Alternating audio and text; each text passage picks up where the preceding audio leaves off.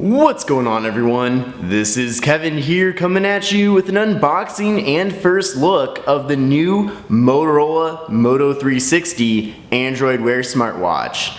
This is the second generation model and I just picked this up from Amazon.com for $350. So without further ado, let's dive on in and take a closer look.